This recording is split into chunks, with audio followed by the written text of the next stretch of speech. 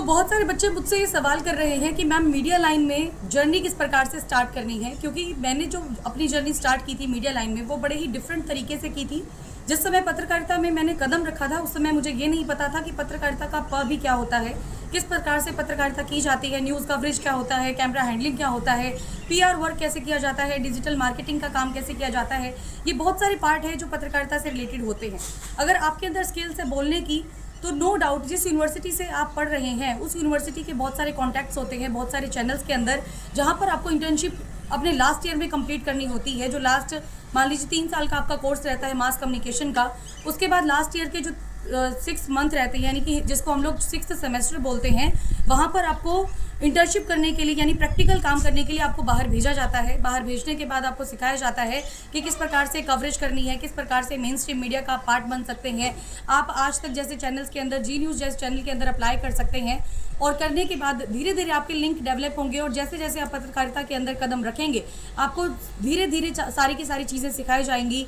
Coverage करना आपको सिखाया जाएगा, कैमरा एंगल आपको बताया जाएगा, डिजिटल मार्केटिंग आपको करनी सिखाई जाएगी, ब्रॉडकास्ट कैसे किया जाता है, पॉडकास्ट कैसे शूट किया जाता है, क्वेश्चनिंग किस प्रकार से की जाती है, रिसर्च वर्क कैसे होता है, पब्लिक रिलेशंस का काम क्या होता है। इस तरह की बहुत सारी चीज़ें उन 6 महीनों के अंदर अंदर आपको करने की पूरी कोशिश की जाएगी, सिखाया आपको जाएगा। उसके बाद जब आप पत्रकारिता में एंट्री करेंगे, एंट्री करने के बाद आप जब सीख जाएंगे कि न्यूज़ कवरेज किस प्रकार से की जाती है, तो उस समय आपको बहुत सारी चैनल्स के थ्रू ऑफर्स भी मिलेंगे कि आप हमारे चैनल में आइए, कवरेज कीजिए, बताइए किस प्रकार से आप काम कर सकते हैं, और उस समय जो आपका सैलरी पैकेज है वो आपका इंक्रीज़ हो जाएगा। हालांकि बहुत सारे बच्चों के मन में ये सवाल भी होगा कि जब इंटर्नशिप करने के लिए जाते हैं तो कितना पैकेज उनको पे किया जाएगा। तो आपको पैकेज इतना दिया जाएगा कि 5,000 रुपये से स्टार्टिंग होती है, उसके बाद फिर वो 10,000 पे पहुंचती है, फिर 15,000 पे। उसके बाद आपकी कैपेबिलिटी पर डिपेंड करता है कि आप पत्रकारिता किस प्रकार से करते हैं, क्या आपके अंदर वो ललक, वो पैशन है पत्रकारिता को लेकर, न्यूज़ कवरेज को लेकर, वो भी चेक किया जाता है।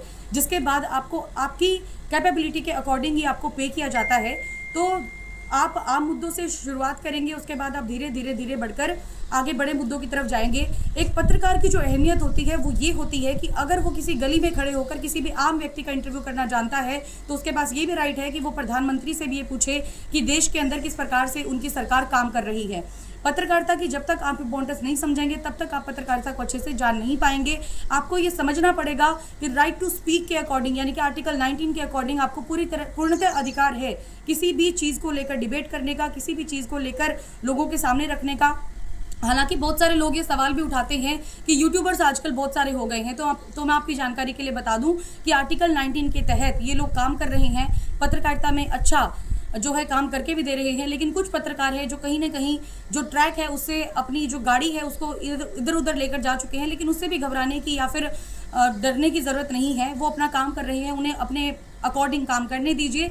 लेकिन जो अच्छे तरीके से पत्रकारिता करना चाहता है और चाहता है कि खुद का चैनल स्टार्ट किया जाए, तो आप यूट्यूब, इंस्टाग्राम और फेसबुक का अपना माध्यम बना सकते हैं।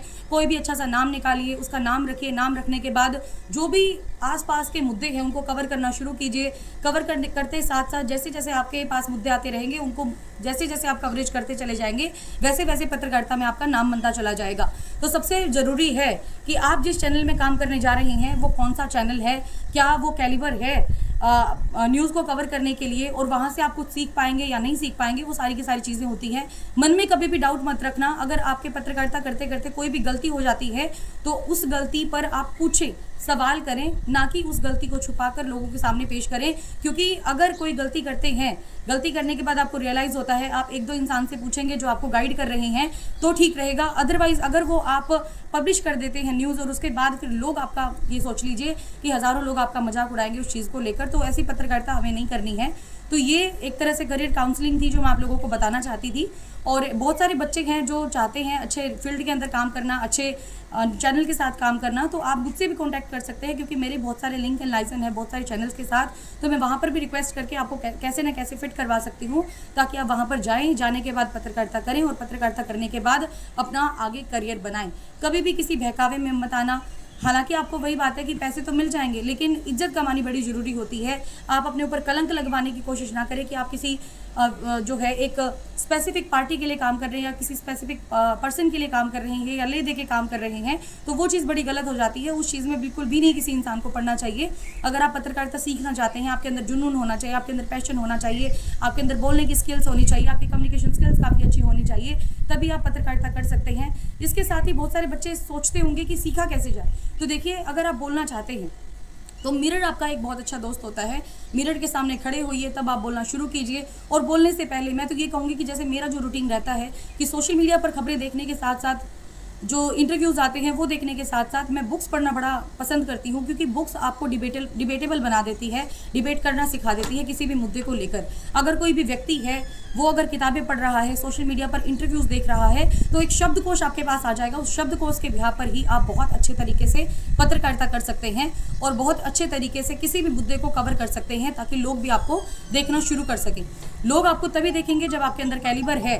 हालांकि लड़ाई झगड़े की वीडियो तो बहुत सारे लोग देखना पसंद करते हैं, लेकिन असल पत्रकार को वही लोग पसंद करते हैं जिनको पत्रकारिता का मतलब पता होता है, मकसद पता होता है, किस प्रकार से न्यूज़ कवरेज करनी है, किस प्रकार से नहीं करनी है, वो सारी की सारी चीज़ें पता करनी है। इसके साथ ही मन में कोई किसी तरह का डाउट है जो आप क्लियर करना चाहते हैं, तो नीचे कमेंट बॉक्स खाली पड़ा है, आप वहाँ पर कमेंट कीजिए। कोई भी सवाल है वो पूछिए, उसका जवाब मैं तुरंत देने का पूरा प्रयास करूँगी। Thank you so much everyone for watching this video.